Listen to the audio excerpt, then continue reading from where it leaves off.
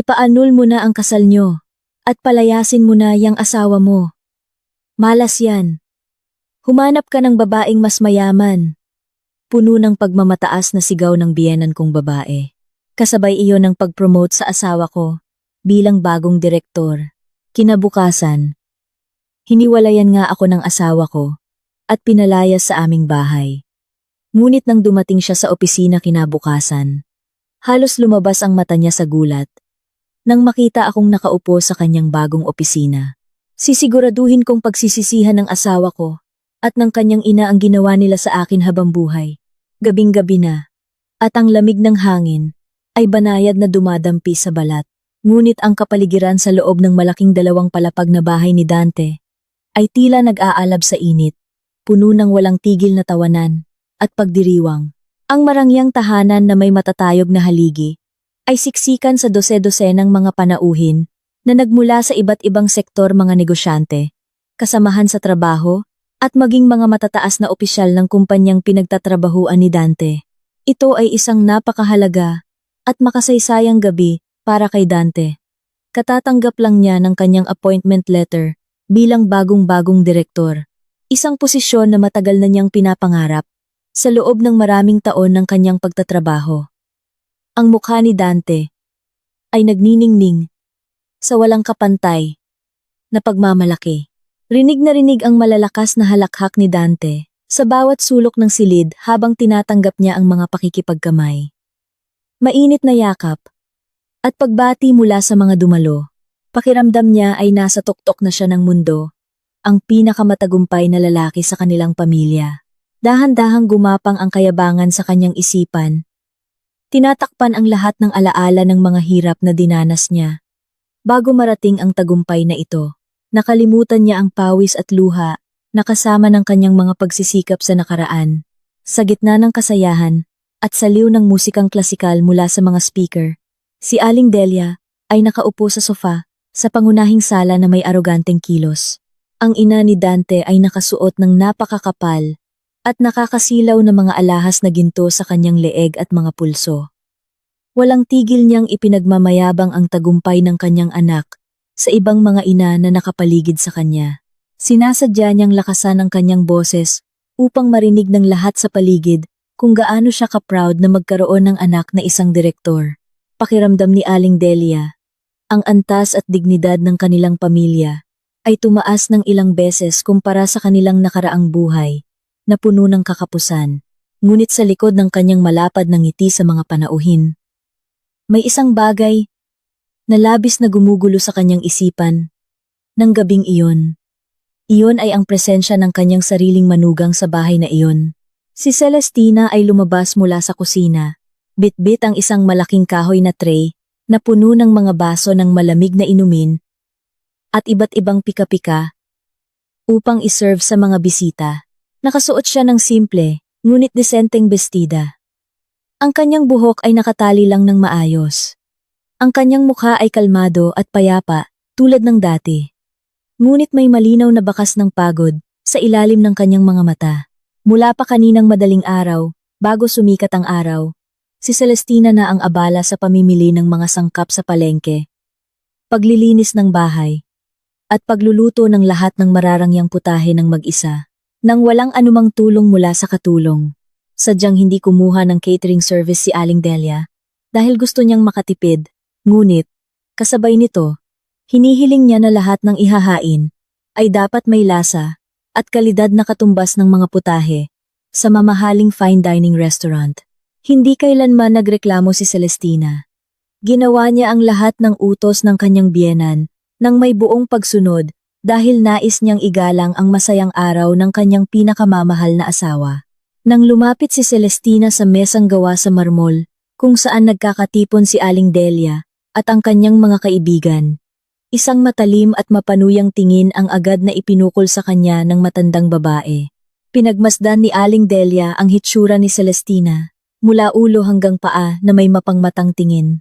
Sa mata ni Aling Delia, ang itsura ni Celestina ay palaging masyadong simple, hindi sunod sa uso, at nakakahiya sa pamilya. Nahihiya siya na makita ang asawa ng isang direktor naabala lamang sa paglabas-masok sa kusina, na may dalang tray ng pagkain. Sa halip na sumali sa usapan, magtsismisan tungkol sa alahas, negosyo, o mga plano para sa marangyang bakasyon sa ibang bansa, tulad ng ibang mga asawa ng opisyal para kay Aling Delia.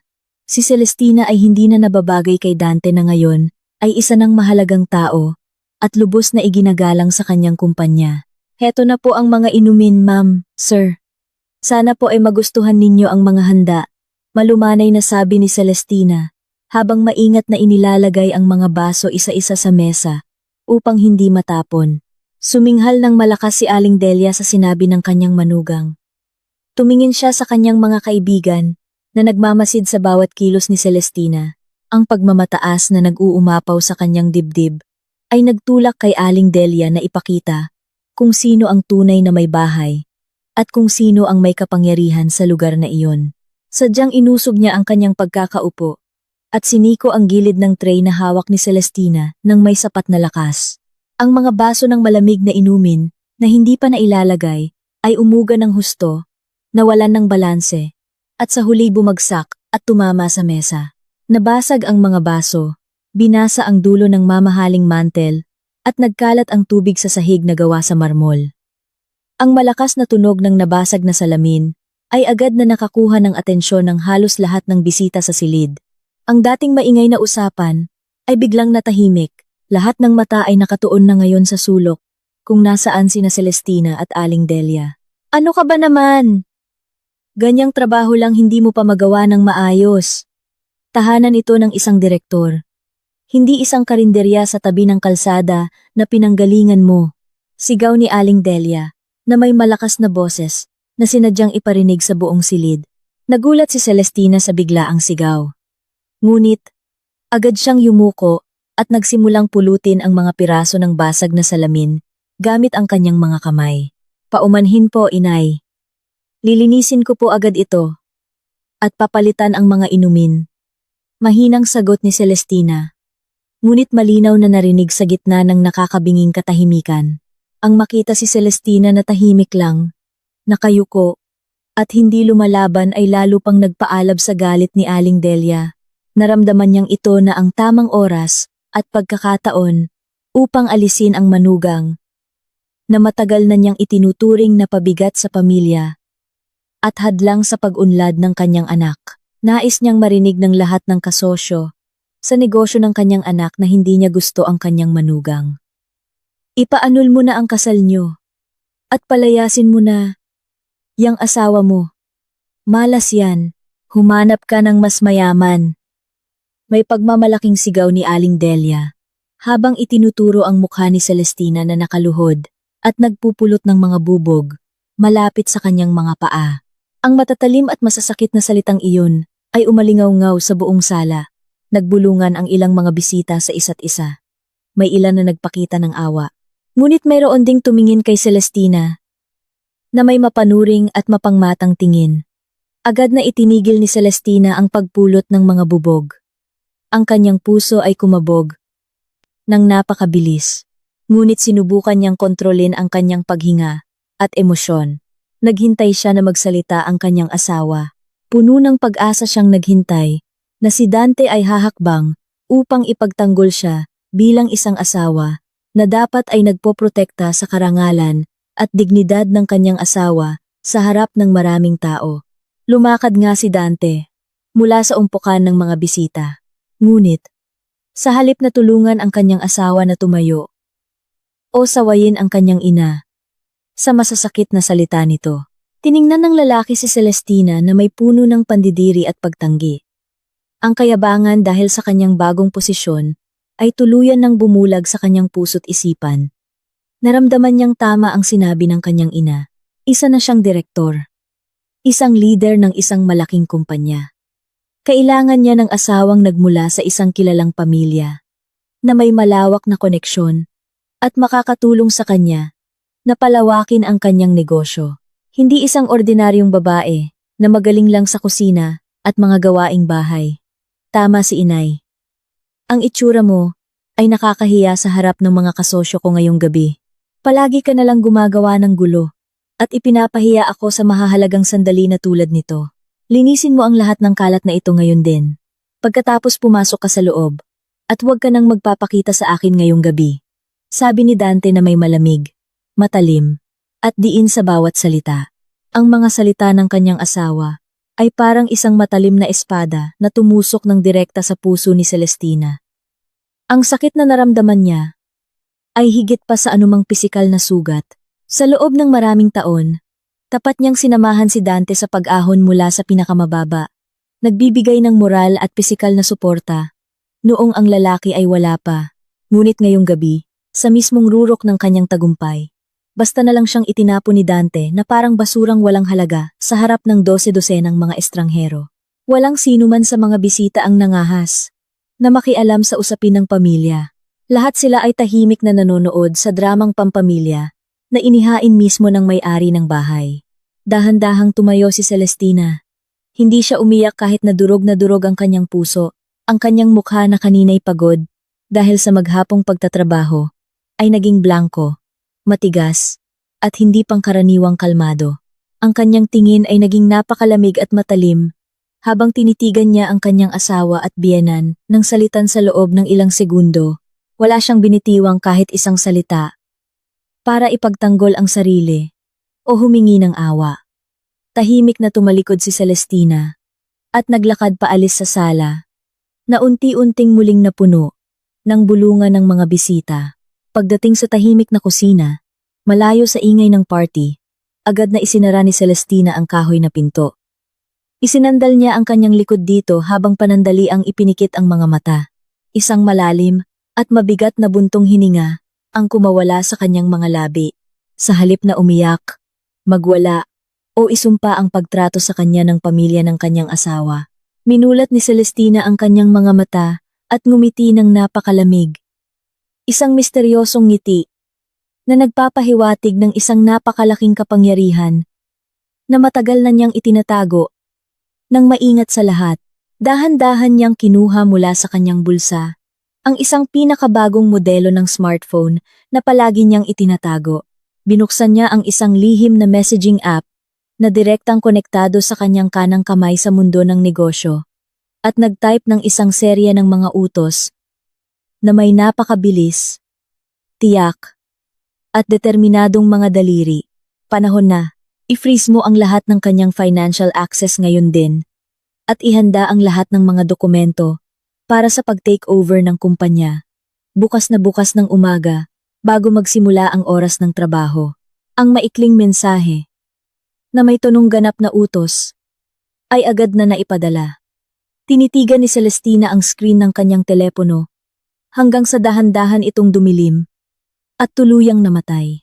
Ang pambihirang pasensya na patuloy niyang inalagaan at pinanatili sa loob ng maraming taon ng pagdurusa sa pamilyang iyon ay tuluyan ng naubos ngayong gabi. Ang kanyang papel bilang isang masunurin, tahimik, at mukhang mahirap na asawa ay opisyal nang nagwakas, kasabay ng mga mapanirang salita na binitiwan ng kanyang biyenan at buong pusong sinang-ayunan ng kanyang sariling asawa. Wala silang kamalay-malay kung sino talaga ang kanilang kinakaharap. Hindi nila namalayan na ang babaeng kakatapos lang nilang yurakan ang dignidad sa harap ng publiko ay ang tunay na may-ari ng kapangyarihan sa kanilang kapalaran at hinaharap. Ang pagdiriwang para sa promosyon ay natapos din bago maghating gabi. Ang mga bisita ay nagsiuwian na sa kani-kanilang mga bahay. Dala ang mga kuwento at impresyon tungkol sa nakakahiyang insidente sa sala. Ang malaki at marangyang bahay ay muling naging tahimik. Nag-iwan lamang ng tumpok ng maruruming plato, baso, at tira-tirang pagkain na nagkalat sa mga mesa. Sa family room sa ibaba, si Dante ay komportabling nakasandal sa malambot na sofang gawa, sa mamahaling katad, habang niluluwagan ang kanyang kurbata, na tila sumasakal sa kanyang leeg. Ang lalaki ay pakiramdam pa rin, na nasa alapaap. Ang nakakahiyang insidente na nangyari sa kanyang asawa, ay hindi nakabawas kahit kaunti sa pagmamalaki na nasa kanyang dibdib. Sa halip, naramdaman niyang tama, matapang, at matatag ang kanyang ginawa bilang isang ulo ng pamilya at pinuno ng isang higanteng kumpanya. Sa kabilang upuan, si Aling Delia, ay abala sa pagbibilang ng mga natirang dessert na may isang nasisiyahan at mayabang na ngiti na hindi pa rin nawawala sa kanyang mukha. Dante, kailangan mong maging tunay na matigas ngayon. Masyado nang matagal na nagtiis at nagpigil si inay sa pag-uugali ng asawa mo sa bahay na ito. Talagang hindi siya nababagay na maging isang ginang direktor. Nakita mo naman ang mga kaibigan mo kanina, di ba? Ang kanilang mga asawa ay lahat napakaganda ng bihis, nakasuot ng mga mamahaling alahas, at napakahusay magsalita tungkol sa negosyo ng may class. Ang asawa mo? Ang alam lang niyang gawin ay hiyain ang pangalan ng pamilya natin, sabi ni Aling Delia sa isang pilit na tono habang nagsasali ng tubig sa kanyang baso. Tumango si Dante. Sumasang-ayon sa sinabi ng kanyang ina. Ang kanyang isipan ay lumipad sa mga mukha ng ilang magaganda, edukado, at mayayamang babae na madalas niyang makita sa kanyang eksklusibong bilog ng negosyo kamakailan. Matagal ko na ring pinag-iisipan yan, Nay. Kailangan ko talaga ng isang kapareha sa buhay na makapag-aangat ng aking imahe at awtoridad sa harap ng malalaking investor. Si Celestina ay masyadong makaluma, makitid ang pag-iisip at ayaw niyang matutong umangkop sa aking bagong elitistang kapaligiran. Kaya tapusin mo na ang usapin niyo ng babaeng yan ngayong gabi. Bakit mo pa ipagpapaliban ng isang bagay na dapat mo nang ginawa matagal na? Kung mas mabilis siyang umalis sa bahay na to, mas mabilis ka ring makakahanap ng kapalit na mas karapat-dapat at mayaman. Bukas, kailangan mong pumasok sa opisina na may matatag na ulo bilang pinakamataas na pinuno. Hindi ka na dapat maabala pa ng usapin ng mahirap na babaeng iyon na malas. Giit ni Aling Delia, na may mga matang kumikinang sa panlilinlang.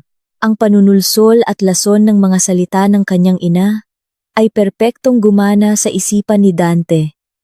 Nalasing na sa kanyang bagong yaman at kapangyarihan. Agad na tumayo si Dante mula sa kanyang upuan at mabilis na naglakad patungo sa master bedroom sa itaas. Pinihit niya ang doorknob at binuksan ang pinto ng napakalakas na lumikha ng malakas na kalabog.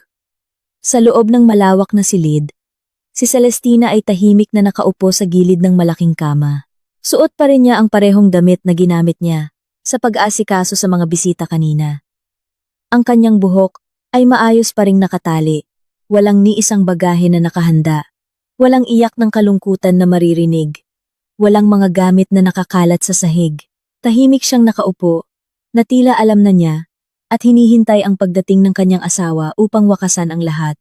Bakit hindi mo pa iniimpake ang mga gamit mo? Hinihintay mo pa ba na ako ang maglagay ng lahat ng basura mo sa sako? Sigaw ni Dante.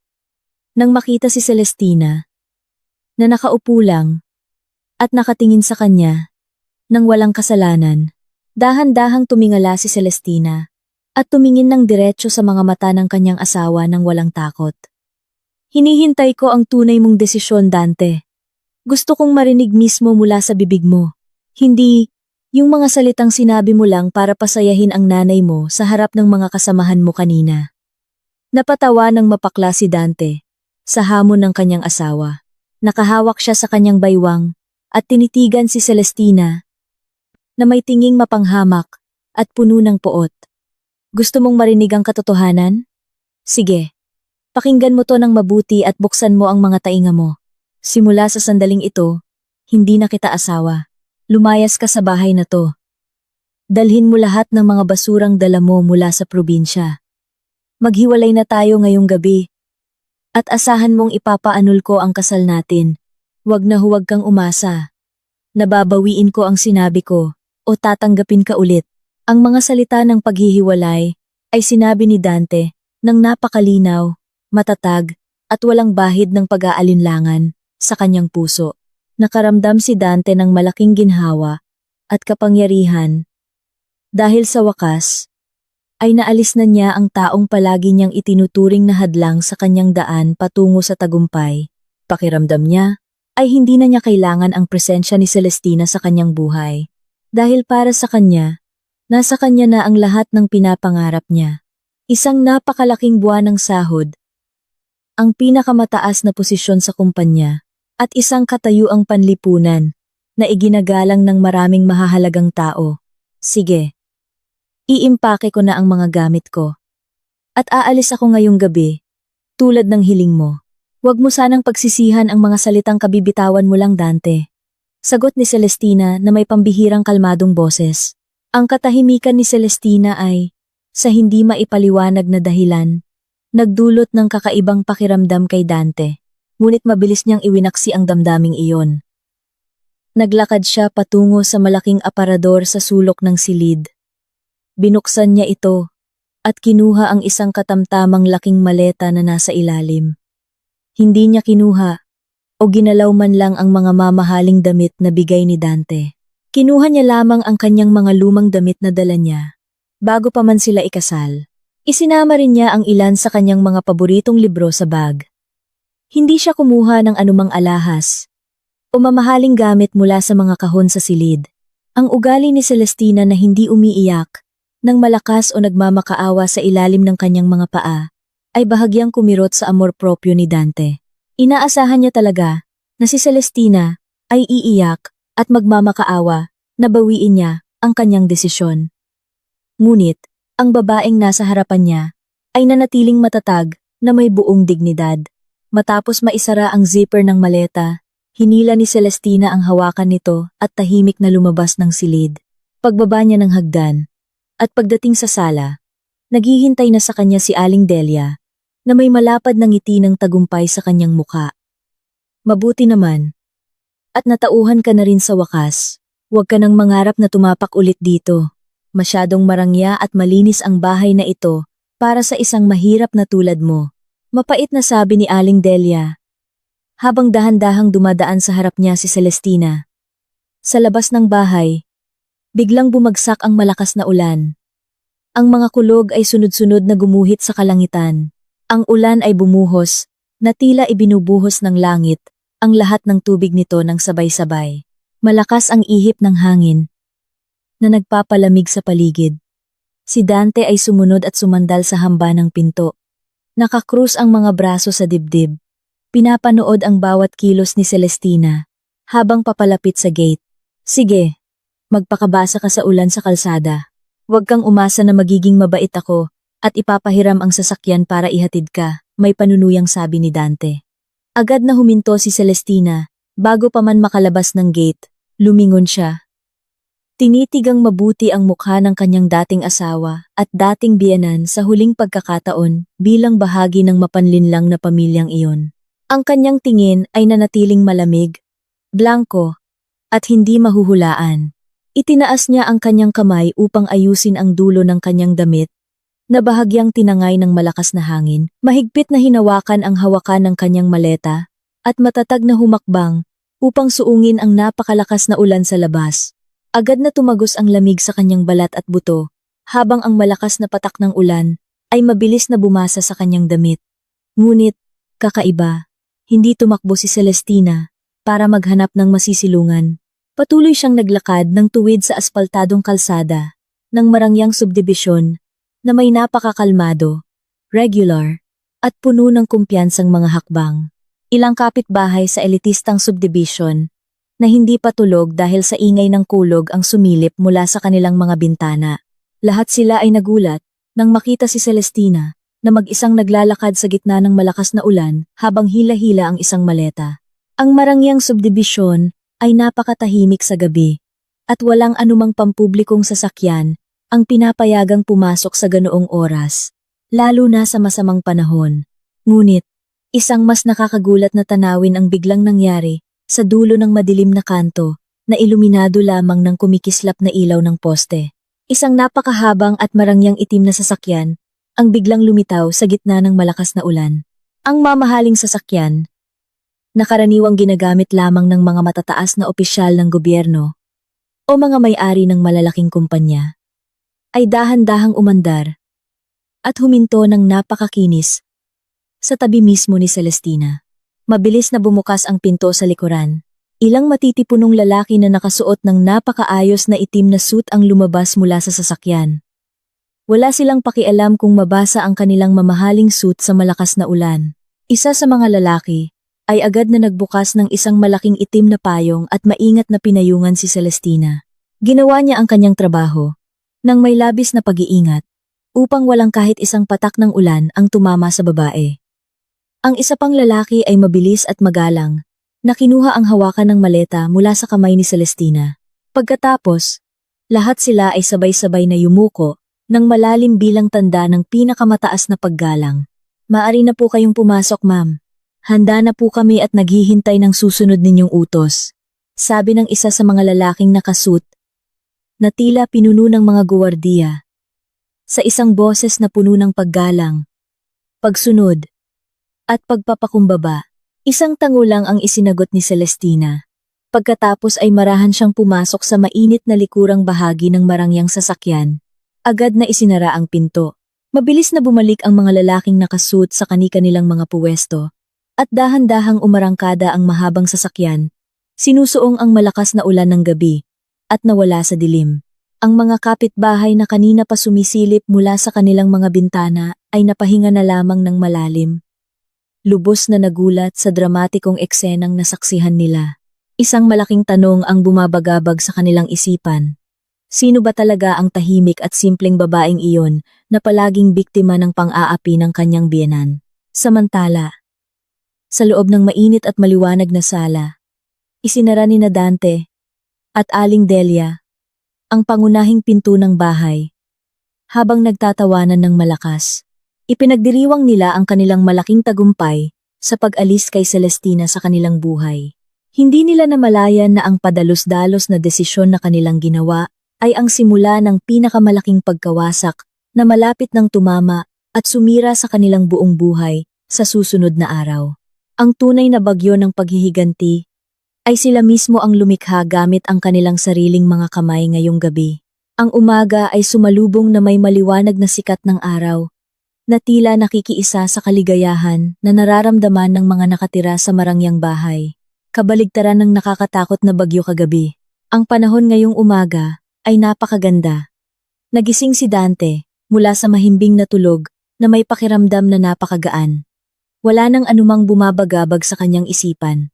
Ininat niya ang kanyang mga kalamnan sa malambot na kama. Pakiramdam niya na ito ang unang araw ng kanyang bagong at maningning na buhay.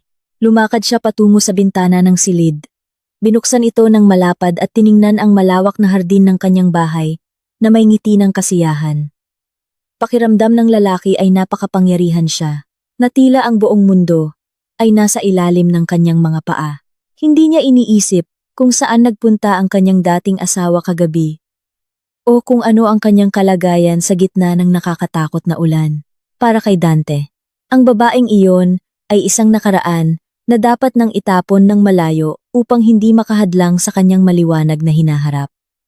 Sa ibaba, si Aling Delia ay nakaupo sa marangyang hapagkainan. Ang matandang babae ay tila nagagalak sa kanyang almusal na sadyang in-order mula sa isang sikat na restoran. Hindi na niya kailangan pang umasa sa luto ng kanyang manugang, na sa tingin niya ay laging kulang sa lasa.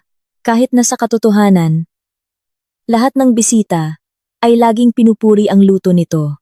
Si Aling Delia ay nakasuot ng kanyang pinakamahal na damit, kasama ang lahat ng kanyang gintong alahas na nakakabit sa kanyang leeg, pulso, hanggang sa kanyang mga daliri.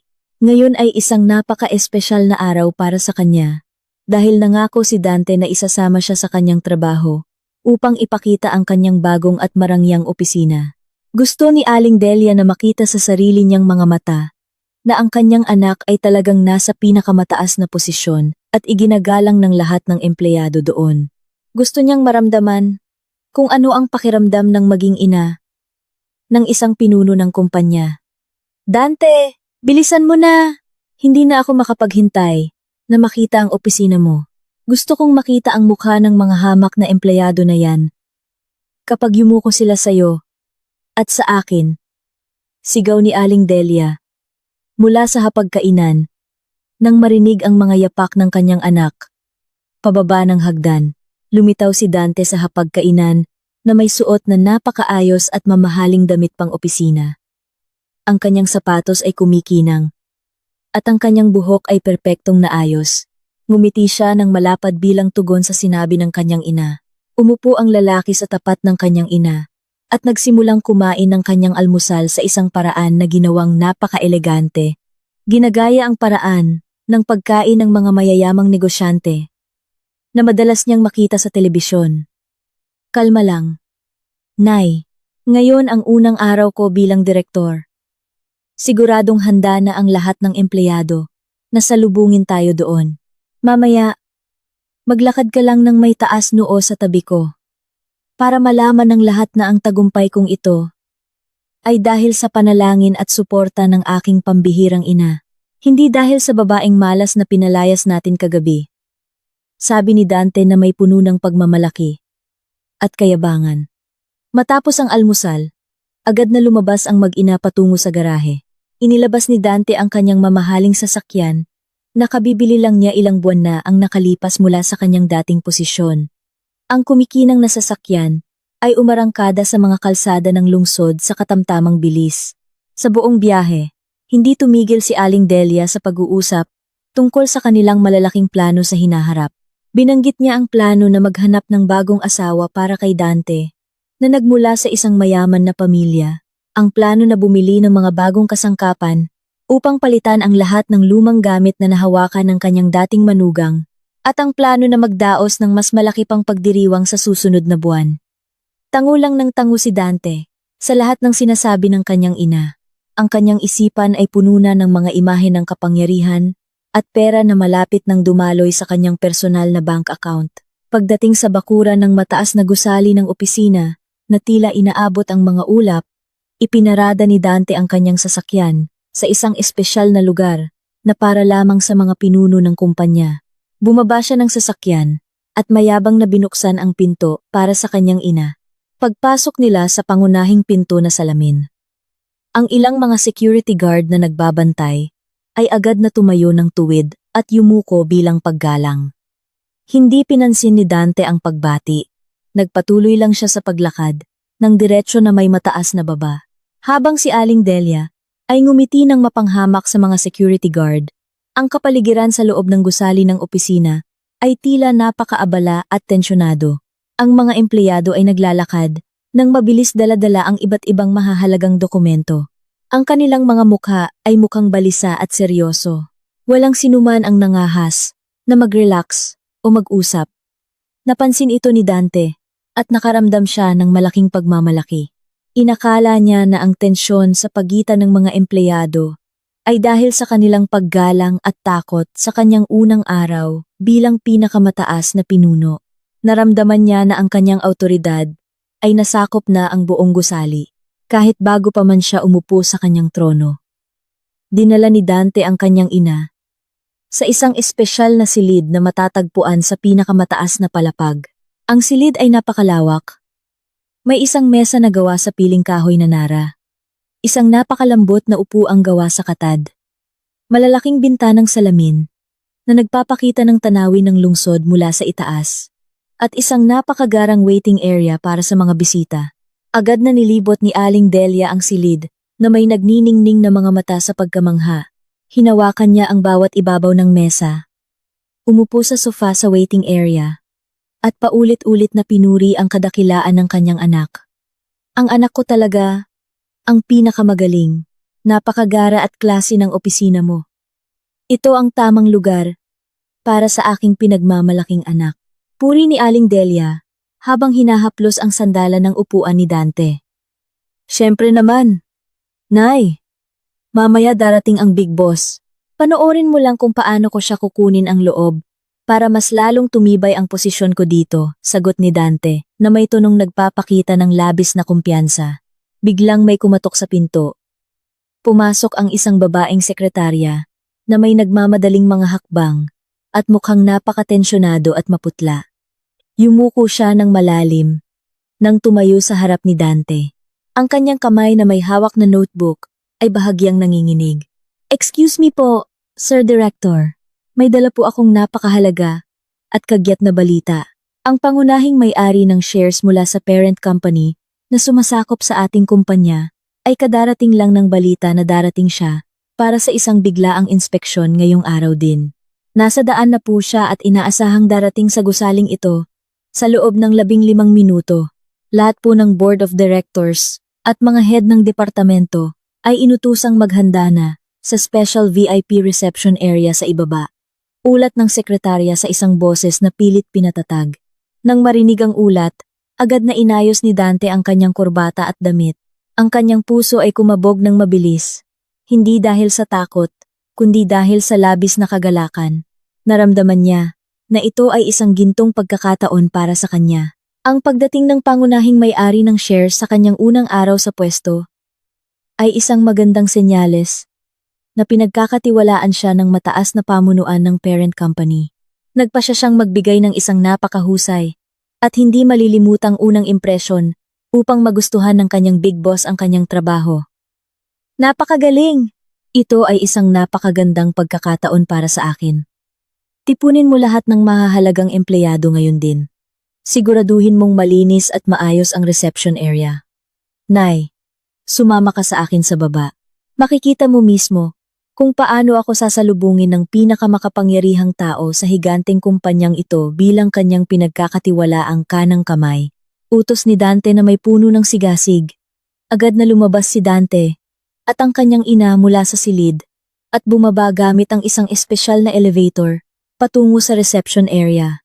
Doon, ang hanay ng mga direktor, mga head ng departamento, at mahahalagang staff ay nakatayo na ng napakaayos at maayos. Ang kanilang mga mukha ay nagpapakita ng matinding tensyon dahil ang pangunahing may-ari ng shares ay kilala na napaka-misteryoso, mahigpit at hindi kailanman nagpapatawad ng kahit na pinakamaliit na pagkakamali. Hanggang ngayon, walang nakakaalam kung ano ang tunay na itsura ng kanilang big boss. Dahil palagi niyang kinokontrol ang kanyang kumpanya, mula sa likod ng mga tabing sa pamamagitan ng kanyang mga pinagkakatiwalaang tao. Ang kapaligiran sa reception area ay biglang naging napakatahimik at nakakabingi. Walang sino man ang nangahas na magsalita. Kahit ang paghinga ay tila pinipigilan. Lahat ng tingin ay nakatuon sa espesyal na metal na pinto para sa mga VIP na malapit ng bumukas. Ang oras ay tila napakabagal na nagpapataas ng tensyon sa ere. Si Dante ay nakatayo sa pinakaharap na hanay na may taas noo, handang magpakita ng kanyang pinakamagandang ngiti. Narinig ang isang mahinang tunog na senyales na dumating na ang elevator sa kanilang palapag. Ang metal na pinto na may makapal na salamin ay dahan-dahang gumalaw patagilid. Lahat ng mga direktor at mga head ng departamento ay sabay-sabay na yumuko ng malalim, bumubuo ng isang napakaayos na hanay ng paggalang. Si Dante at ang kanyang ina ay yumuko rin na may malalim na paggalang. Naghintay sila ng ilang segundo hanggang sa marinig ang mga yapak ng isang tao na lumalabas mula sa elevator. Dahan-dahang itinaas ni Dante ang kanyang ulo, handa nang sabihin ang mga salitang pagbati na inihanda niya sa kanyang isipan. Ngunit, nang mapako ang kanyang tingin, sa taong kalalabas lang, ang kanyang bibig na bahagyang nakabukas ay biglang natikom. Ang ngiti na inihanda niya ay agad na nawala. Napalitan ito ng isang mukha ng matinding pagkabigla. Ang panga ni Dante ay tila nahulog sa sahig. Ang kanyang puso ay tila huminto sa pagtibok ng ilang segundo. Ang taong may-ari ng shares na napakagara ng tayo sa kanyang harapan ay nakasuot ng isang napakamahal na business suit na gawa ng sikat na designer. Tamang-tama ang sukat sa kanyang katawan, pinagsama sa isang buhok na maayos na nakatali, na nagbibigay ng isang napakaklase na hitsura. Ang kanyang tingin ay napakatalim, malamig, at nagpapalabas ng isang hindi maikakailang aura ng kapangyarihan. Ang pambihirang babaeng iyon, na nagpatiklop sa lahat ng matataas na opisyal ng kumpanya, sa takot ay walang iba kundi si Celestina, ang babaeng kakatapos lang niyang palayasin at hiwalayan kagabi sa gitna ng malakas na ulan. Ang malawak na reception room ay tila naubusan ng hangin. Ang katahimikan na nalikha ay talagang nakakabingi at nakakapanikip ng dibdib. Lahat ng tao ay nanatili sa kanilang posisyon na nakayuko ng may buong paggalang, naghihintay ng susunod na utos mula sa pinakamataas na may-ari ng kapangyarihan. Ngunit, Sina Dante at Aling Delia ay nanigas na parang mga estatwang bato. Ang kanilang mga mata ay nanlaki habang nakatingin sa figura ni Celestina na nakatayo ng tuwid, napapalibutan ng hanay ng malalaking security guard at kanyang mga personal na assistant. Ang hitsura ni Celestina ngayon ay napakalayo sa kanyang hitsura sa loob ng maraming taon habang siya ay nasa bahay ni Dante. Wala na ang imahe ng isang masunuring asawa na nakasuot ng mga lumang damit. Sa kanilang harapan ngayon ay nakatayo ang isang tunay na leader na nagpapalabas ng pambihirang awtoridad sa bawat kilos. Ang pagkabigla na tumama sa isipan ni Dante ay bahagyang yumanig sa kanyang katinuan. Hindi niya matanggap ang katotohanang nakahain sa harap ng kanyang mga mata. Ang kanyang isipan ay mariing tumatanggi sa katotohanan na ang babaeng palagi niyang iniinsulto bilang isang babaeng probinsyana at malas ay ngayon ay nakatayo bilang pinakamakapangyarihang tao sa buhay at kamatayan ng kanyang kumpanya. Imposible. Ito ay isang biro. Anong ginagawa mo dito? Mahirap na babae? Ang lakas ng loob mong pumasok sa kumpanyang ito at magbihis ng ganyan. Security! Hilahin niyo palabas ang baliw na babaeng ito ngayon din. Sigaw ni Dante na may matinis na boses na bumasag sa katahimikan ng silid. Itinuro niya ang kanyang daliri ng diretso sa mukha ni Celestina na may umaapaw na galit dahil sa pakiramdam na pinaglalaruan siya. Ang malakas na sigaw ni Dante ay nagpaangat ng ulo ng lahat ng direktor at mga head ng departamento. Lahat sila ay tumingin kay Dante na may tinging puno ng pangingilabot at hindi makapaniwala sa katapangan ng lalaki na sigawan ang kanilang big boss. Bago pa man makahakbang si Dante upang hilahin ang kamay ni Celestina, dalawang malalaking security guard na nagbabantay kay Celestina ang agad na kumilos ng mabilis. Hinawakan nila ng mahigpit ang dalawang braso ni Dante at ipinilipit sa likod na may buong lakas hanggang sa mapaaray si Dante sa sakit at mapilitang yumuko. Huwag kang lalampas sa iyong hangganan. Ang lakas ng loob mong sigawan ang may-ari ng kumpanyang ito. Sigaw ng isa sa mga security guard na may mabigat na boses na nagbanta na agad na nagpatikom sa bibig ni Dante. Si Aling Delia na nakakita sa kanyang anak na hinuli ay nagsimulang mag-hysterical. Sinubukan niyang lumapit. Ngunit agad siyang hinarangan ng isa pang security guard na may matalim na tingin na nagpatigil sa matandang babae. Tiningnan ni Aling Delia si Celestina na may nanginginig na mga labi. Sinusubukang hanapin ang katotohanan sa kanyang narinig. Ngunit, ang mukha ni Celestina ay nanatiling kasing lamig ng yelo. Hindi man lang nag-react si Celestina sa sigaw ng kanyang dating asawa. Hindi siya nagalit, pero hindi rin siya ngumiti. Ikinumpas niya lang ang kanyang kamay. Nagbibigay ng senyas sa mga security guard na hawakan ang lalaki nang hindi na siya sinasaktan pa. Walang sinabing kahit ano para sagutin ang sinabi ni Dante. Si Celestina ay lumakad ng kalmado at elegante. Nilagpasan lang si Dante. Isang malamig na hangin ang tila sumusunod sa bawat hakbang niya. Naglakad siya ng diretso patungo sa pangunahing conference room na nasa dulo ng malaking pasilyo. Lahat ng kanyang mga assistant at matataas na opisyal ng kumpanya ay sumunod sa kanya ng maayos at may paggalang. Iniwan si Dante na hawak pa rin ng mga guwardiya. Dalhin niyo ang lalaking yan at ang kanyang ina sa conference room. Kailangan nilang marinig mismo ang aking desisyon ngayon. Utos ni Celestina sa isang blanko ngunit matatag na boses, nang hindi man lang lumilingon. Sa loob ng napakalawak at marangyang conference room, isang higanting bilog na mesa ang nakahanda na. Si Celestina ay umupo ng kalmado sa pangunahing upuan na gawa sa pinakamahal na materyales, ang upuan na laging nakalaan para sa pinakamataas na may-ari na laging bakante. Ang mga opisyal ng kumpanya ay umupo sa kani-kanilang mga upuan ng may perpektong postura. Si Dante ay itinulak papasok sa silid ng mga guwardiya. Sinundan ni Aling Delia na naglalakad, ng paika-ika na may maputlang mukha. Silang dalawa ay pinatayo sa isang sulok ng silid. Sa harap mismo ng lahat ng kalahok sa pulong, binuksan ni Celestina ang isang folder ng mga dokumento na iniabot ng kanyang assistant. Binasa niya ito ng mabilis. at pagkatapos ay tumingin ng diretso kay Dante, na ngayon ay nakatayo na may humihingal na paghinga, at malamig na pawis na kasing laki ng butil ng mais, na tumutulo mula sa kanyang sentido. Ang kayabangan na kaninang umaga, ay nasa mukha ni Dante, ay ganap nang nawala. Napalitan ng takot, at pagkalito, na napakalalim. Congratulations sa iyong bagong posisyon bilang direktor, Dante. Sabi ni Celestina. Binasag ang katahimikan sa conference room. Ang kanyang boses ay malinaw at matalim. Sadyang dumating ako ngayon, upang personal kang batiin sa tagumpay na labis mong ipinagmamalaki. Celestina, ano ang ibig sabihin ng lahat ng ito? Bakit ka tinatawag ng mga taong ito na, Ma'am, itigil mo na ang kalokohang ito. Ipinapahiya mo lang ang sarili mo sa harap ng mga kasamahan ko. Sabi ni Dante na may nanginginig na boses. Sinusubukan pa ring tanggihan ang mapait na katotohanan na sumasampal sa kanyang katinuan. Inilapag ni Celestina ang folder ng mga dokumento sa mesa. Tinitigan niya si Dante na may napakatalim na tingin. Hindi ito isang biro, Dante.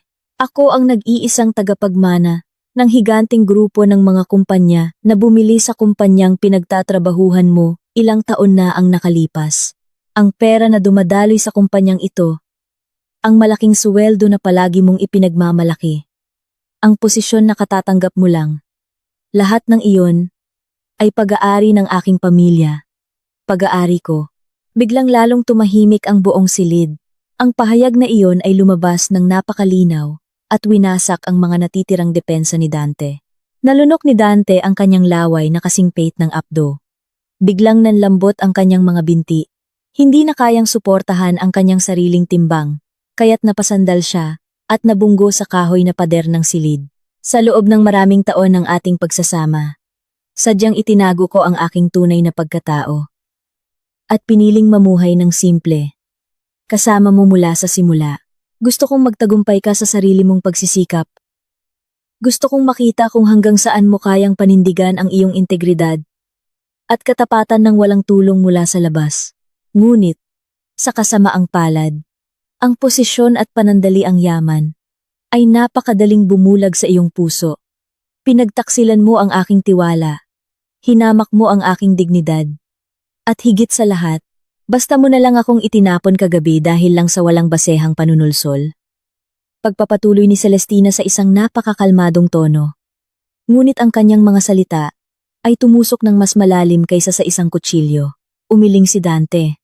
Ang katotohanan, nakakatapos niya lang hiwalayan at palayasin ang isa sa pinakamayaman at pinakamakapangyarihang babae sa bansa, ay nagpasikip ng kanyang paghinga. Isang napakalaking pagsisisi ang biglang bumayo sa kanyang dibdib.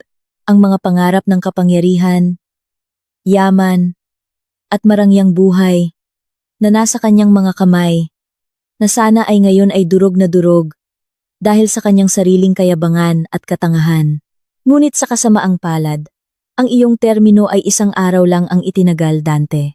Batay sa mga ebidensya ng paglabag sa mga patakaran ng kumpanya, kawalan ng profesionalismo, at masamang track record ng iyong performance na sadyang tinakpan ko noon para sa iyong pangalan.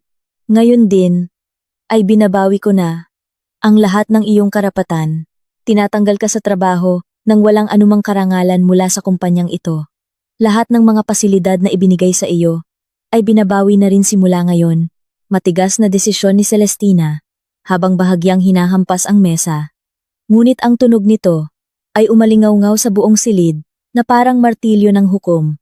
Nang marinig ang ganap na desisyon, hindi na napigilan ni Dante ang kanyang amor proprio.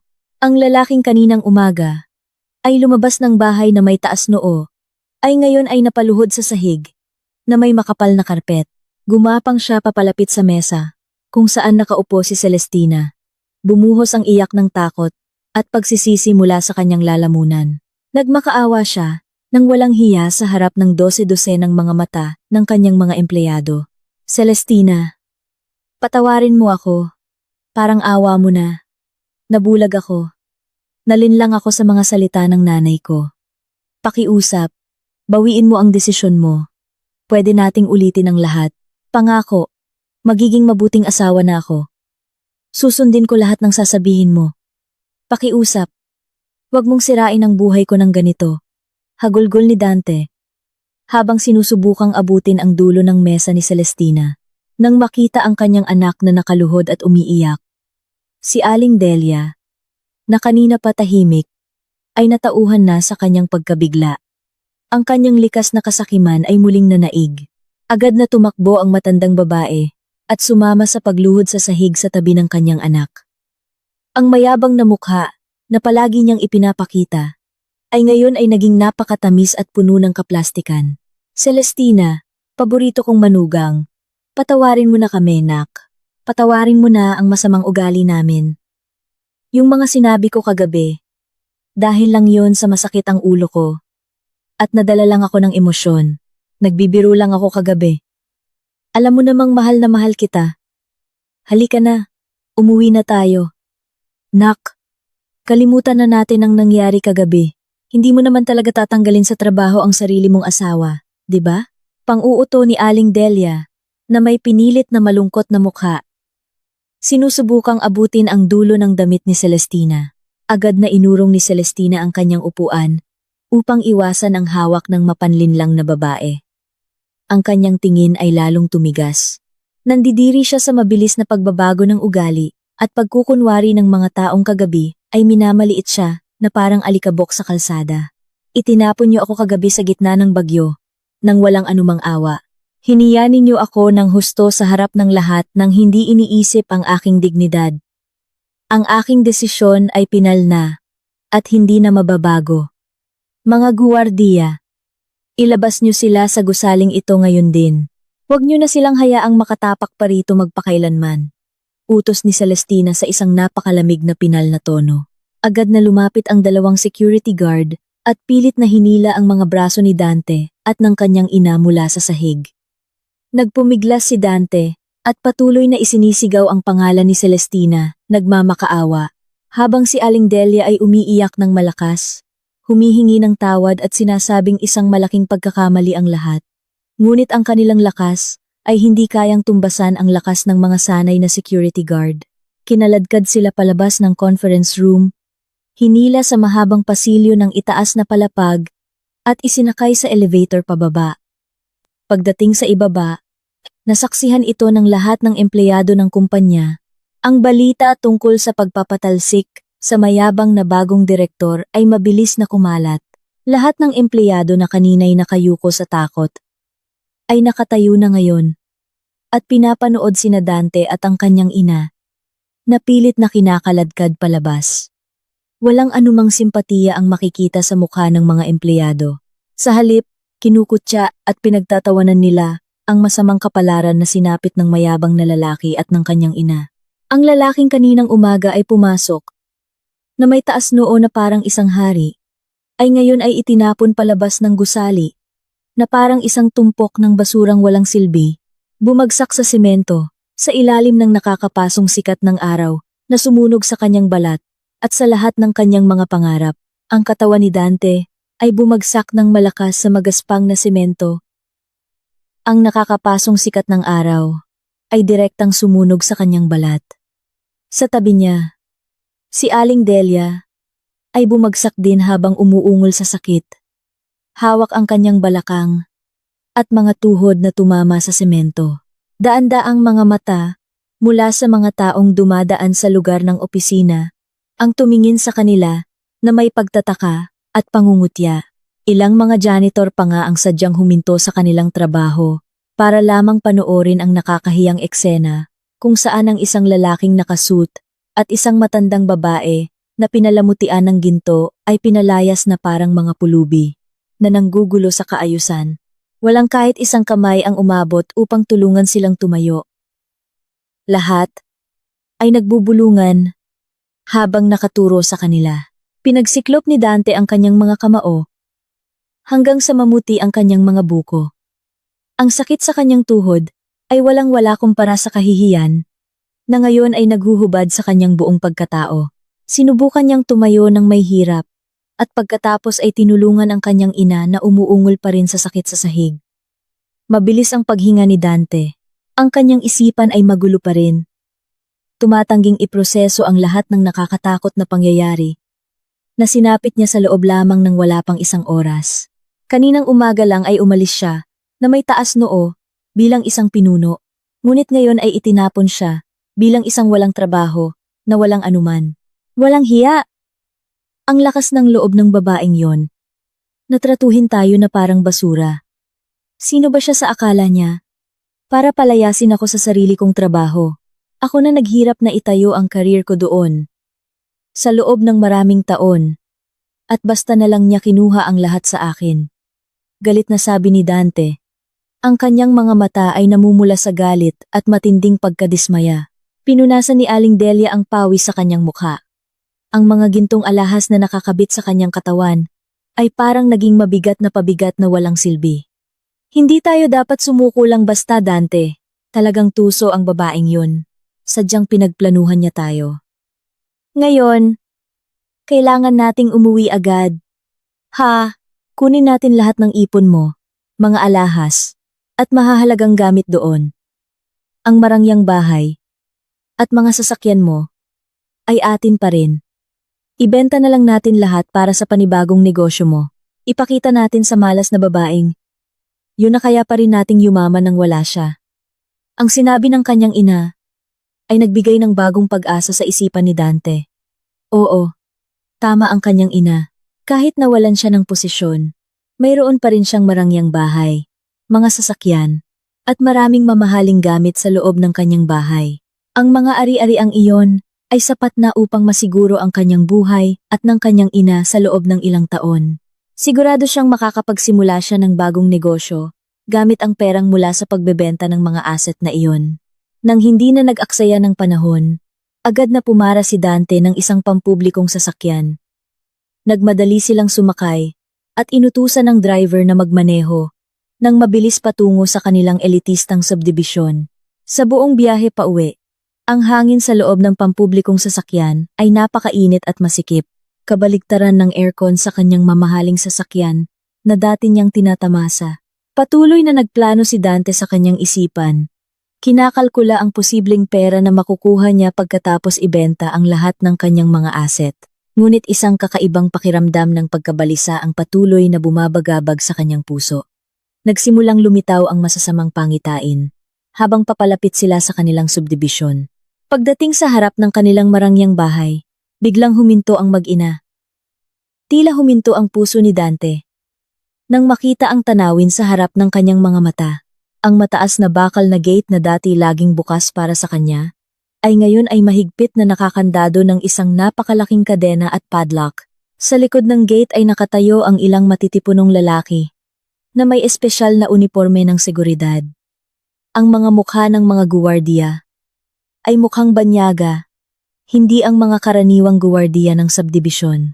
Ilang mga gamit na mukhang lumang damit at tira-tirang kasangkapan ni Dante ay makikitang inilabas at basta na lang itinambak sa gilid ng kalsada sa labas ng gate. Ano to? Bakit nakakandado ang gate ng bahay ko? Buksan niyo ang gate ngayon din. Ako ang may-ari ng bahay na ito.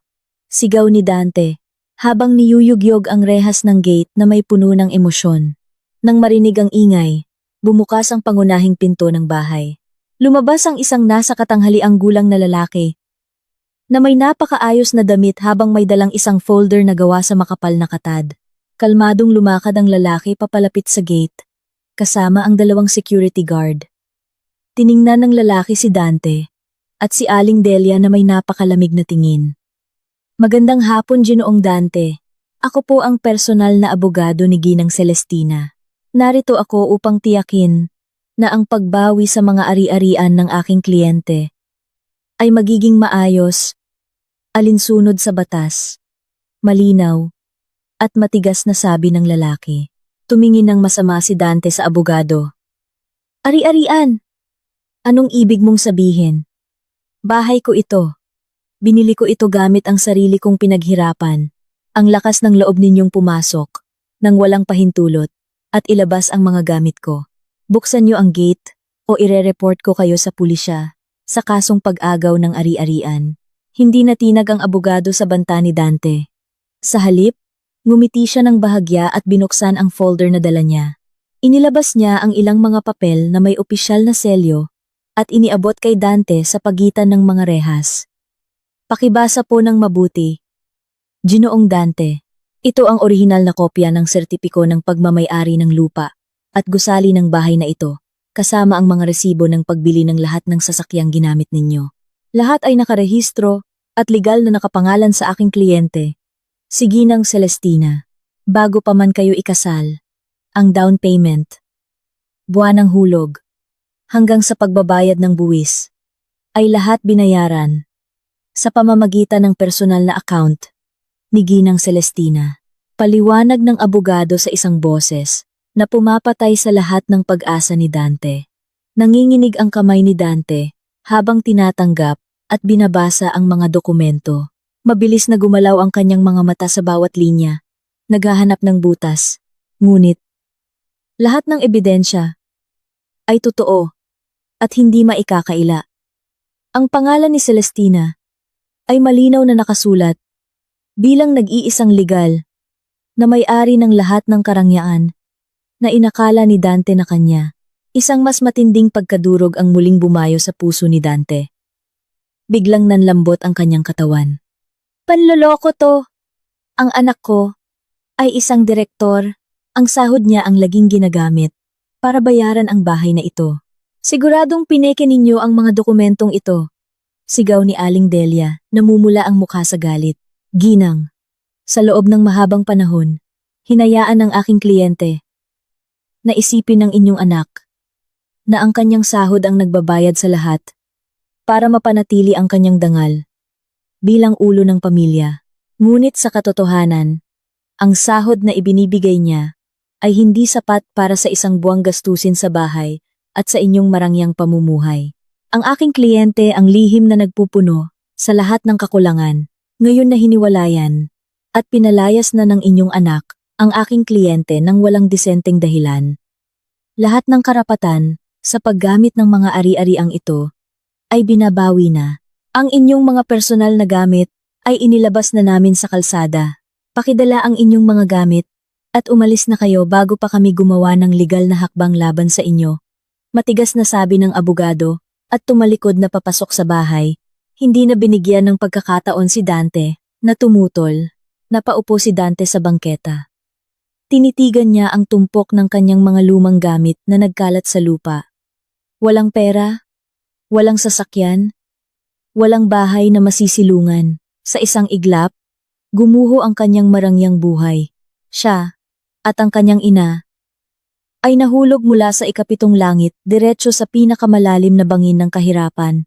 Ang araw ay nagsimulang lumubog sa kanluran, nagpapalabas ng kulay kahel na sinag na tumatama sa pagod na mukha ni na Dante at Aling Delia.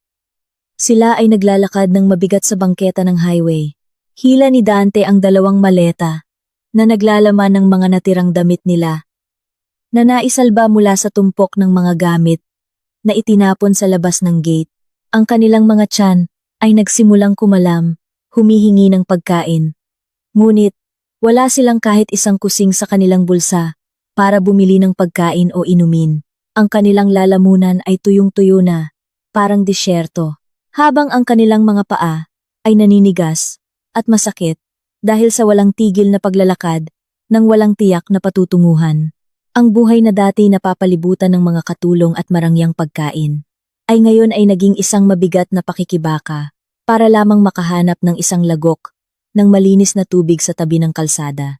Walang tigil sa pagrereklamo at pag-iyak si Aling Delia sa buong paglalakbay. Ang kanyang paos na boses ay lalong nagpapabigat sa isipan ni Dante na sadyang magulo na. Hindi inakala ng matandang babae na ang kanyang katandaan ay gugugulin bilang isang pulubi na walang matutuluyan. Lahat ng kayabangan na palagi niyang ipinagmamalaki sa harap ng kanyang mga kaibigan ay naglaho. Napalitan ng isang nakakatakot na takot sa isang madilim na hinaharap. Hindi ko na kaya pang maglakad, Dante. Pakiramdam ko ay mababali na ang mga binti ko. Saan tayo matutulog ngayong gabi? Bakit naging ganito kamiserable ang kapalaran natin? Kasalanan mo to lahat. Bakit ka ba naging tanga at inilagay lahat ng ari-arian mo sa pangalan ng babaeng yon? Reklamo ni Aling Delia. Habang pinapalo ang braso ng kanyang anak, tinabig ni Dante ang kamay ng kanyang ina. Ang kanyang galit ay muling sumiklab nang marinig ang paratang. Tigilan mo na ang pagsisisi sa akin. Nay, hindi ba't ikaw ang laging namimilit sa akin na palayasin si Celestina? Ikaw ang nagsabi sa akin na maghanap ng ibang mas mayaman. Ngayon, tingnan mo ang resulta. Wasak na wasak tayo dahil sa sarili mong kasakiman. Ganti ni Dante na may mataas na tono. Inilabas ang lahat ng kanyang sama ng loob. Nang marinig ang pagtatalo, biglang huminto sa pag-iyak si Aling Delia. Nanlaki ang kanyang mga mata, na tila nakahanap ng isang solusyon sa gitna ng kadiliman. Hinawakan niya ng mahigpit ang balikat ng kanyang anak. Babaeng mayaman. Oo, tama ka. Nariyan pa si Brenda. Naaalala mo ba si Brenda? Ang maganda at napakayamang babae na ipinakilala ko sa'yo noong nakaraang buwan? Ang pamilya niya ay may maraming malalaking negosyo sa lungsod. At gustong-gusto ka niya. Madalas magpadala ng mensahe. Ito ang ating solusyon, Dante. Puntahan mo siya, magsinungaling ka ng kaunti na may problema ka, at humingi ka ng tulong. Siguradong matutuwa siyang tulungan, at bigyan tayo ng pera. Nang marinig ang pangalan ni Brenda, isang bagong pag-asa ang muling sumibol sa puso ni Dante. Naalala niya ang babaeng napakasunod sa uso at laging nakasuot ng mga mamahaling gamit.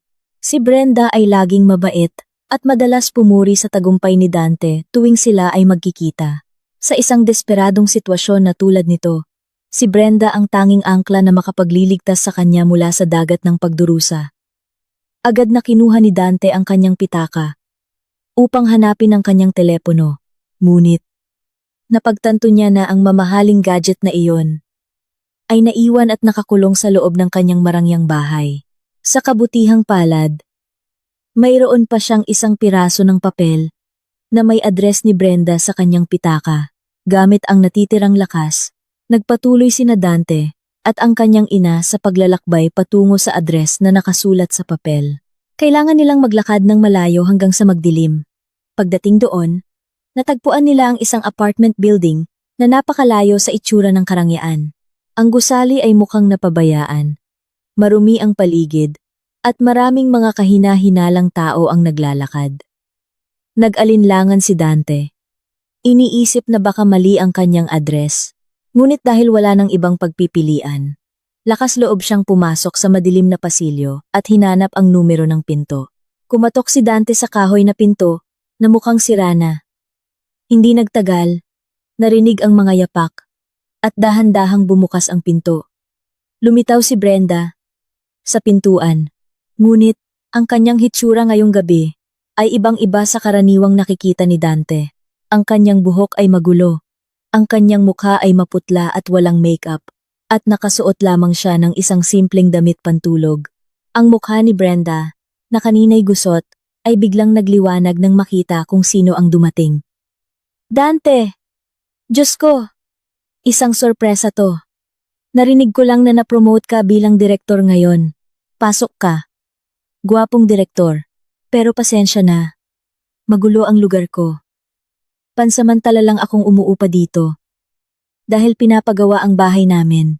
Bati ni Brenda sa isang napakapabebe na boses. Sinusubukang itago ang tunay na sitwasyon. Pumasok si Dante sa masikip at maalinsangang silid. Kasunod ang kanyang ina. Wala siyang pakialam sa kondisyon ng lugar.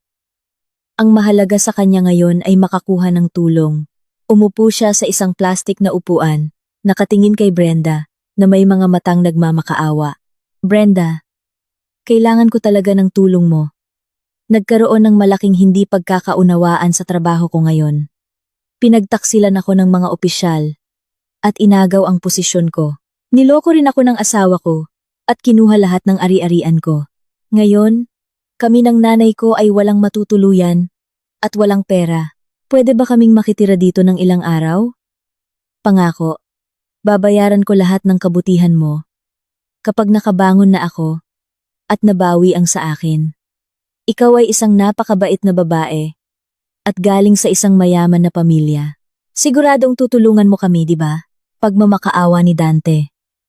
Nang marinig ang paliwanag ni Dante, Ang matamis na ngiti sa mukha ni Brenda ay agad na naglaho.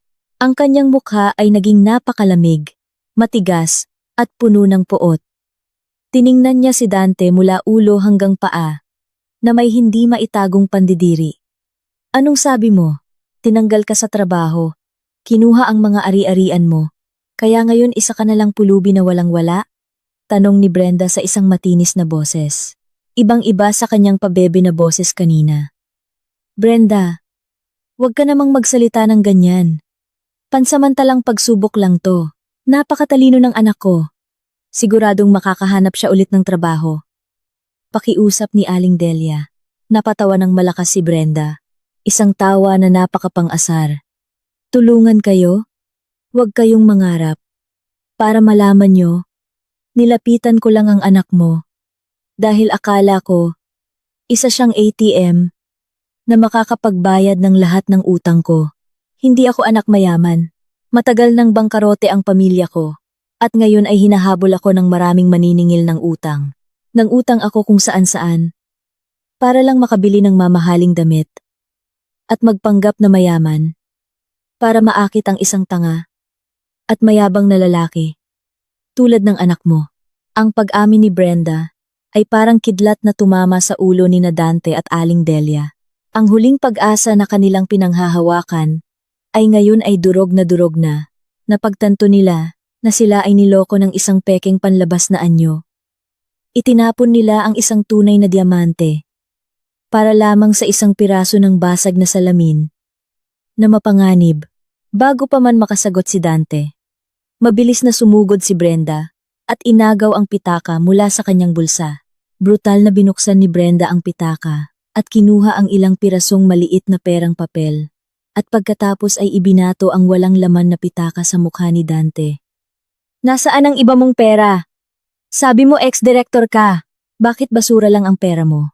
Umalis na kayo dito. Bago ko patawagin ang mga kaibigan ko para bugbugin kayo. Hindi ko kailangan ng isang mahirap at malas na lalaki. Sigaw ni Brenda. Habang itinutulak sina Dante at ang kanyang ina palabas ng kanyang silid. At pagkatapos ay isinara at ikinandado ang pinto mula sa loob. Napaurong sina Dante at ang kanyang ina hanggang sa tumama ang kanilang mga likod sa malamig na pader ng pasilyo. Pinulot ni Dante ang kanyang walang laman na pitaka na may nanginginig na mga kamay. Wala nang natira, walang posisyon, walang ari-arian, walang kaibigan, at walang lugar na masisilungan. Naglakad sila palayo sa gusali. Pabalik sa mga kalsada ng gabi, dinala sila ng kanilang mga paa sa isang malaki at mataong intersection. Si Dante at ang kanyang ina ay umupo sa maruming bangketa. Tinitiis ang malamig na hangin ng gabi. Dahil sa gutom at pagod, nagsimulang manlabo ang kanilang paningin. Doon, aksidenteng nakita ni Dante ang isang napakaliwanag na ilaw mula sa isang skyscraper sa kabilang kalsada. Isang higanteng electronic billboard sa dingding ng gusali ang nagpapalabas ng isang balita. Ipinakita sa malaking screen ang isang mukha na kilalang-kilala ni Dante. Si Celestina, ang babae ay mukhang napakaganda at may awtoridad. Nakaupo sa isang espesyal na upuan at ini-interview ng ilang sikat na TV host. Ang text sa ibaba ng screen ay nagsasabing si Celestina ay kinilala bilang isa sa pinakamatagumpay at maimpluwensyang babaeng negosyante sa bansa. Ang kanyang hitsura ay nagpapahiwatig ng tagumpay at tunay na kaligayahan. Tinitigan ni Dante ang higanteng screen nang hindi kumukurap. Ang mainit na luha ng pagsisisi ay sa wakas ay bumuhos sa kanyang maruming mga pisngi. Ang kanyang dibdib ay sumikip na parang dinadaganan ng isang malaking bato. Ang pagkakaiba ng kanilang kapalaran ay ngayon ay napakalaki na parang langit at lupa, habang si Celestina ay nagniningning sa rurok ng tagumpay at iginagalang ng lahat. Si Dante ay kailangang manginig sa lamig sa semento, isang pulubi na hinahamak at walang dignidad. Ito ang tunay na karma na sumampal sa kanyang sariling kayabangan. Ang mga sumunod na araw ay parang isang mahabang bangungot para kina Dante at Aling Delia. Matapos magpagalagala sa kalsada at ibenta ang natitirang relo na naiwan, sa wakas, ay nakarenta sila ng isang napakaliit at maruming kwarto sa gilid ng lungsod. Ang kwartong iyon ay nasa isang makipot na eskinita. Maalinsangan ang hangin. Ang mga pader ay may mga itim na amag. At ang sahig ay semento lang na may mga butas. Walang malambot na kama, walang aircon, at syempre, walang TV. Natutulog lang sila sa isang manipis na banig. Ang marangyang buhay na laging ipinagmamalaki ni Aling Delia ay tuluyan ng naglaho. Tuwing umaga, kailangang gumising ng maaga si Aling Delia para pumila sa pampublikong banyo. Ang trabahong dati ginagawa ni Celestina ay ngayon ay kailangan na niyang gawin. Madalas sumakit ang kanyang likod at manginig ang kanyang mga tuhod kapag nagbubuhat ng timba ng tubig. Ngunit ang pisikal na sakit ay wala kumpara sa mental na pagpapahirap na natatanggap niya mula sa mga kapitbahay. Ang balita tungkol sa pagpapalayas sa pamilya ng mayabang na ex-direktor ay mabilis na kumalat. Alam ng lahat na ang matandang babae na ngayon ay nakatira sa kanilang eskinita ay ang malupit na biyanan na pinalayas ng kanyang sariling manugang na isa palang bilyonarya. Isang umaga, habang naglalabas si Aling Delia sa pampublikong labahan, sinadyang magtipon ng ilang mga kapitbahay malapit sa kanya. Tiningnan nila si Aling Delia habang nagbubulungan ng malakas. Yumuko si Aling Delia. Sinusubukang balewalain ang mga mapanghamak na tingin. Ang kanyang mga kulubot na kamay ay patuloy sa paglalaba. Umaasang aalis na sila. Tingnan niyo yung ginang mula sa mamahaling subdibisyon. Kawawa naman. Dati ang yabang. Ngayon, nagkukusot ng damit sa maruming lugar na to. Kaya, pag tao ka, huwag kang mayabang. Nakarma tuloy, sabi ng isang matabang babae na nanunuya. Oo nga. Narinig ko siya raw ang namilit sa anak niya na iwanan ang mabait niyang asawa dahil sa kulang sa yaman. Ayun pala. Ang manugang niya ang may-ari ng higanteng kumpanya. Ang tanga ng pamilyang yon. Itinapon ang ginto para sa mga bato. Ngayon, heto sila. Naghihirap, sabi pa ng isa. Nang marinig ang lahat ng iyon, sumikip ang dibdib ni Aling Delia. Umiyak siya ng umiyak. Hindi siya makasagot dahil alam niyang totoo ang lahat. Nagmadali siyang umalis. Tumatakbo pabalik sa kanilang kuwarto habang umiiyak. Samantala, si Dante ay naghihirap sa labas. Naglalakad siya sa ilalim ng mainit na araw. Nag-a-apply ng trabaho. Dala ang mga kopya ng kanyang resume. Umaasa siyang may tatanggap sa kanya. Kahit bilang isang ordinaryong staff lang para makabili ng pagkain. Ngunit, paulit-ulit siyang tinatanggihan. Sa isang kumpanya, tiningnan lang ang pangalan niya sa resume at agad itong ibinalik. Paumanhin. Ginoong Dante, hindi ka namin matatanggap. Ang pangalan mo ay nasa blacklist na. Sa buong industriya, walang kumpanyang mangangahas na kumuha ng taong may masamang record at direktang may problema kay Ginang Celestina. Maghanap ka na lang ng trabaho sa ibang industriya, matigas na sabi ng HR. Paulit-ulit siyang tinanggihan. Hanggang sa maghapon, mabigat ang mga paa ni Dante. Pabalik sa kanilang kwarto. Mukha siyang pagod. Magulo ang buhok, at basang-basa ng pawis ang kanyang damit. Nawawalan na siya ng pag-asa. Napagtanto niya kung gaano kalakas ang kapangyarihan ng kanyang dating asawa, na kayang isara ang lahat ng pinto para sa kanya. Pagdating sa kwarto, napahiga na lang siya sa sahig. Minasahe niya ang kanyang ulo na parang sasabog. Sa sulok, umiiyak si Aling Delia. Walang pagkain. Bakit naging ganito ang buhay natin, nak? Ubus na ang bigas natin. Hindi ko na kaya ang mga pangungutya sa labas. Kailangan nating gumawa ng paraan. Puntahan mo ulit si Celestina. Magmakaawa ka kung kailangan. Basta makaalis tayo dito, umiiyak na sabi ni Aling Delia. Si Dante, napagod na sa pisikal at mental, ay nawalan ng pasensya. Tumayo siya, at tiningnan ng ina, na may galit. Lahat to dahil sa'yo. Ikaw ang nagsabi sa akin, na hiwalayan si Celestina. Ikaw ang sumira sa lahat, kung hindi mo lang siya laging hiniya. Kung hindi mo ako pinilit maghanap ng mas mayaman. Buhay pa sana tayo ng komportable ngayon. Ikaw ang sumira sa buhay ko. Sigaw ni Dante. Nag-away sila ng malakas. Nagsisisihan sa kanilang pagkawasak. Ngunit sa gitna ng ingay, biglang may narinig na tunog ng sasakyan na huminto sa dulo ng eskinita. Maya-maya, umalingaunggaw ang tunog ng sirena. Sinundan ito ng mga yabag na tumatakbo papalapit sa kanilang kwarto. Bago pa nila maintindihan, sinipa ng malakas ang kanilang pinto. Pumasok ang ilang mga pulis na nakauniporme. Ginoong Dante, arestado ka sa kasong pandarambong at malakihang estafa na nangyari noong ikaw ay manager pa. Hawak namin ang lahat ng ebidensya, mga peking dokumento, at testimonya ng mga saksi.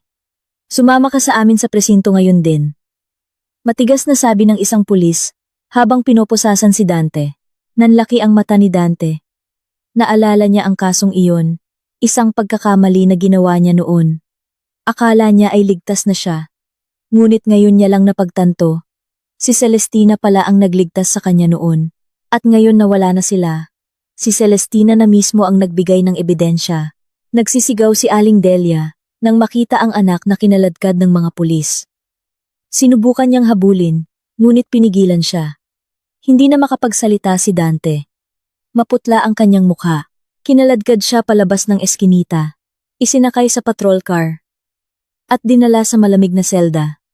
Iniwan ang kanyang ina, na hinimatay sa dumi sa sahig. Ang loob ng selda ng pulisya ay nakakatakot. 3 araw at 3 gabi nang nakakulong si Dante. Ang masikip na selda ay may isang madilim na ilaw.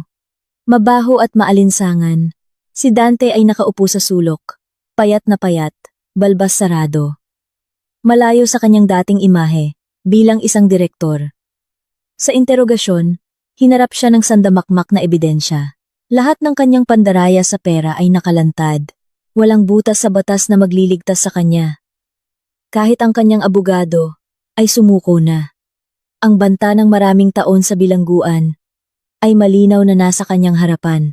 Sa kanyang desperasyon, naisip niyang si Celestina lang ang makakapagligtas sa kanya. Nagmamakaawa siya sa mga pulis na payagan siyang makausap si Celestina. Pumayag naman si Celestina. Isang hapon, dinala si Dante sa isang special visitation room. Nakakadena pa rin ang kanyang mga kamay at paa. Nang umupo siya, naghihintay. Bumukas ang pinto sa kabilang panig. Pumasok si Celestina. Kalmado at elegante. Nakasuot siya ng mamahaling damit. Malinis ang mukha. Kabaligtaran ng itsura ni Dante. Umupo si Celestina sa kabilang panig ng salamin. Nakatingin ng diretso kay Dante. Nang makita ang dating asawa, bumuhos ang luha ni Dante. Umiyak siya ng malakas. Puno ng pagsisisi at takot. Patawarin mo ako, Celestina. Patawarin mo lahat ng kasalanan ko. Nabulag ako at naging tanga. Sabi ni Dante na paos. Sinubukan niyang abutin ang salamin. Hindi gumalaw si Celestina. Pumunta ako dito para pakinggan ang sasabihin mo. Bilisan mo. Marami akong mas mahalagang gagawin kaysa mag-aksaya ng oras dito. Lalong napaiyak si Dante. Alam kong nagkamali ako. Sinaktan kita. Hiniya. Nadala ako ng nanay ko. Pinalaya mo ako sa lugar na to. Celestina, pakiusap. Bawiin mo ang demanda mo. Kung palalayain mo ako, magiging alipin mo ako habang buhay. Nakinig lang si Celestina, walang emosyon.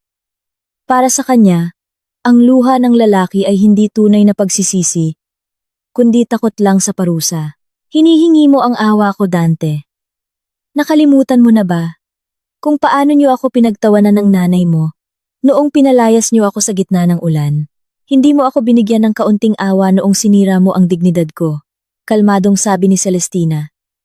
Ngunit ang bawat salita ay tumutusok sa puso ni Dante. Yumuko si Dante. Nagkamali ako, Celestina. Patawarin mo ako. Pinapatawad kita, Dante. Bilang isang tao, pinapatawad ko na ang lahat ng ginawa mo sa akin, sabi ni Celestina. Biglang umangat ang mukha ni Dante, puno ng pag-asa. Akala niya ay palalayain na siya. Ngunit ang sumunod na sinabi ni Celestina ay pumatay sa pag-asang iyon. Pero, ang batas sa bansang ito ay dapat manaig. Ang mga ebidensya ng krimen mo ay totoo at maraming naapektuhan.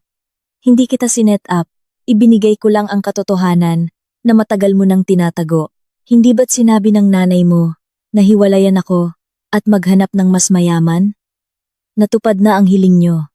Malaya na kayo sa akin. Kaya ngayon, danasin nyo ang buhay na pinili nyo at bayaran ang presyo ng inyong kayabangan. Natigilan si Dante.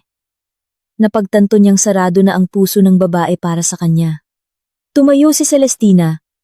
Handa nang umalis. Isang bagay lang ang dapat mong tandaan sa natitirang buhay mo sa selda, Dante. Kapag nasa itaas ka, huwag mong maliitin ang taong sumama sa'yo mula sa ibaba. Dahil ang gulong ng buhay ay umiikot at ang karma ay hindi kailanman nagkakamali ng address. Pagkatapos sabihin iyon, tumalikod si Celestina at umalis nang hindi na lumingon. Naiwan si Dante na sumisigaw at umiiyak. Ang kanyang mga iyak ay umalingaunggaw sa malamig na pasilyo ng kulungan, isang saksi sa walang hanggang pagsisisi na susunog sa kanyang dibdib sa loob ng maraming taon sa likod ng rehas. Ang korte ay malamig at may nakakabinging katahimikan. Ang mga dingding na kahoy ay tila saksi sa pagtatapos ng isang taong sinira ng sariling kayabangan. Ang mga upuan ay puno ng mga taong gustong manood. Sa harap, ang berdeng mesa ay naghihiwalay sa kalayaan at kaparusahan. Si Dante ay nakaupo sa silya ng akusado, nakayuko. Ang dating mayabang na lalaki ay mukhang mahina at kaawa-awa. Suot niya ang damit ng bilanggo. Mas matanda ang itsura, puno ng pagod at kawalan ng pag-asa. Sa upuan ng mga manonood, si Aling Delia ay walang tigil sa pag-iyak. Ang kanyang itsura ay nakakaawa. Marumi ang damit, magulo ang buhok. Paulit-ulit niyang tinatawag ang pangalan ng kanyang anak, umaasa sa isang himala. Ngunit ang mga ebidensya ay napakatibay. Binasa ng hukom ang lahat ng kasalanan ni Dante. Ang lahat ng pandaraya sa pera. Bawat salita ay parang pako sa kabaong ng kanyang kinabukasan. Walang magawa ang kanyang abogado. Batay sa lahat ng ebidensya at testimonya, ang korte ay nagpapasya na ang akusado ay napatunayang nagkasala sa krimen ng korupsyon at pandarambong. Dahil dito, hinahatulan siya ng 10 taong pagkakakulong at pagbabayad ng multa. Lahat ng kanyang mga ari-arian na nakuha sa masamang paraan ay kukumpiskahin ng gobyerno, malakas na sabi ng hukom. 3 beses tumunog ang gavel. Senyales na pinal na ang desisyon. Napapikit si Dante. Bumuhos ang luha. Ang kanyang magandang kinabukasan ay opisyal nang nakalibing sa loob ng 10 taon. Nang marinig ang pukpok ng gavel, sumigaw ng malakas si Aling Delia. Tumayo siya at sinubukang lumapit. Your Honor, pakiusap. Huwag ninyong parusahan ang anak ko. Mabait siyang anak. Bawasan ninyo ang parusa niya. Siya lang ang pamilya ko. Sigaw niya habang pinipigilan ng mga guwardiya. Yumuko lang si Dante. Hindi kayang tingnan ang kanyang ina. Sa kabilang sulok, si Celestina ay tahimik na nakaupo, kasama ang kanyang abogado. Pinanood niya ang lahat ng walang emosyon. Para sa kanya, ang hustisya ay naibigay na. Matapos ang paglilitis, dinala si Dante palabas. Hinabol ni Aling Delia. Tinatawag si Celestina. Celestina, manugang ko, tulungan mo ang anak ko. Maawa ka sa nanay mo. Nak, umiiyak na sabi ni Aling Delia, habang sinusubukang habulin si Celestina. Ngunit sa kanyang pagmamadali, natapilok siya at nahulog sa isang putikan. Ang kanyang damit ay napuno ng putik. Pinagtawanan siya ng mga reporter. Kinunan ng litrato ang kanyang pagbagsak. Hindi huminto si Celestina. Pumasok siya sa kanyang mamahaling sasakyan at umalis. Iniwan ang nakaraan na wala ng halaga. Lumipas ang 3 taon. Ang buhay sa lungsod ay nagpatuloy. Isang tanghali, isang matandang babae ang naglalakad. Nang nakahukot sa gilid ng kalsada, hila ang isang malaking sako. Ito ay si Aling Delia. Ang kanyang damit ay punit-punit. Ang kanyang mukha ay marumi. Nangangalkal siya sa mga basurahan. Naghahanap ng mga bote o anumang maaaring ibenta para sa kanin. Wala nang alahas. Wala nang kayabangan. Ang kanyang buhay sa huling 3 taon ay bilang isang pulubi. Natutulog siya sa mga bangketa, nilalamig, at madalas palayasin. Humina na ang kanyang kalusugan. Huminto siya sa harap ng isang nagtataasang gusali na may salamin. Nakita niya ang kanyang sariling refleksyon, isang kaawa-awang itsura. Hindi na makilala bilang ina ng isang dating direktor. Pagkatapos, nakita niya ang pangalan ng kumpanya. Sa gusali ang kumpanya ng kanyang dating manugang. Sumikip ang dibdib ni Aling Delia. Nanlambot ang kanyang mga tuhod. At napaupo siya sa mainit na semento. Bumalik ang pagsisisi. Isang sakit na walang lunas. Napagtanto niya na lahat ng kanyang pagdurusa ay bunga ng kayabangan na siya mismo ang nagtanim. Muling tumulo ang kanyang mga luha. Umiiyak para sa isang pagkakamali na hindi na maitatama pa. Ang gabing iyon ay gabi ng pagdiriwang. Sa isang marangyang penthouse sa tuktok ng isang skyscraper, ang kapaligiran ay puno ng kagalakan. Ang mga bisita ay mga mahahalagang tao sa mundo ng negosyo. Lahat ay dumating upang bigyang pugay ang anibersaryo ng higanteng kumpanya na pinamumunuan ng isang matatag na babae. Sa gitna ng lahat, si Celestina ang sentro ng atensyon. Napakaganda niya. Suot ang isang eleganteng damit. Wala na ang bakas ng pagod sa kanyang mukha. Ang naroon na lang ay isang tapat na ngiti na nagbibigay kapayapaan. Sa kanyang tabi ay si Gabriel, ang kanyang bagong kasintahan. Isang matagumpay at mabuting lalaki na lubos na sumusuporta sa kanya. Karapat-dapat ka sa lahat ng kaligayahan ngayong gabi, Celestina. Lahat ng ito ay bunga ng iyong katatagan at talino. Malambing na sabi ni Gabriel. Ngumiti si Celestina. Salamat, Gabriel. Dahil sa suporta mo at sa mga aral ng nakaraan, alam ko na ngayon kung sino ang mga tunay na tao sa buhay ko. Natutunan ko na ang tunay na kaligayahan ay hindi maitatayo sa kayabangan. Habang nagpapatuloy ang kasiyahan, isang ibang-iba na katotohanan ang nangyayari sa isang kulungan. Malamig, tahimik, at puno ng pagdurusa. Sa isang mabahong banyo, si Dante ay nakaluhod, nanginginig sa lamig. Ang dating makinis na lalaki ay ngayon ay payat, kalbo, at puno ng mga galos. Pinipilit siyang magkuskus ng sahig ng mga mas matatandang preso. Kapag bumagal siya, isang sipa ang tatama sa kanyang likod. Wala siyang lakas na lumaban. Madalas agawin ang kanyang pagkain. Ang kanyang luha ay humahalo sa maruming tubig at sabon. Iniiyakan ang katangahan ng pagtatapon sa isang asawang laging nag-aasikaso sa kanya. Sa ibang sulok ng lungsod, sa ilalim ng marangyang gusali, kung saan nagdiriwang si Celestina, si Aling Delia ay nanginginig sa lamig sa bangketa. Yakap niya ang isang sako ng mga plastik na bote. Nang sumabog ang mga paputok mula sa party, tumingala lang siya.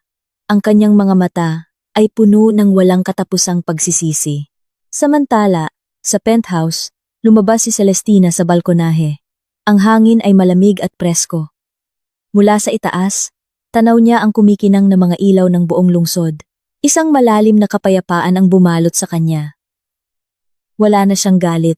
Lumapit si Gabriel at tumayo sa kanyang tabi. Sumandal si Celestina sa salamin na harang, huminga ng malalim, at bumulong. Wag na wag mong mamaliitin ang babaeng tapat na sumama sa'yo sa pag-ahon mula sa kahirapan. Dahil sa sandaling mayabang mo siyang tinapon, hindi mo tinatanggal ang isang malas sa buhay mo, kundi pinuputol at sinisira mo ang iyong sariling mga pakpak. Ang mga pakpak na palihim na sumusuporta sa'yo upang makalipad ka ng mataas patungo sa tagumpay. Ang hangin ay muling umihip. Tinatangay ang mga salitang iyon kasama ang lahat ng masamang nakaraan. Ang hustisya sa wakas ay pumanig sa tama, nagbibigay ng isang kasiyasyang pagtatapos kung saan ang katapatan at kabutihan ay nagkamit ng korona. Ipaanul mo na ang